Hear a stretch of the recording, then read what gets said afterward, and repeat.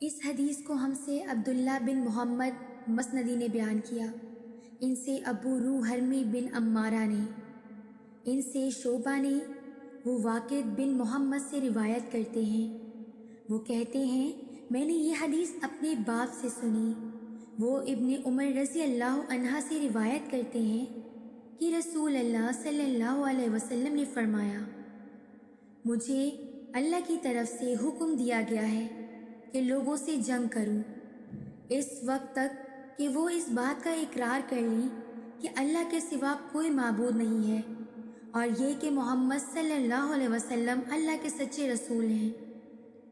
اور نماز ادا کرنے لگیں اور زکوٰۃ دیں۔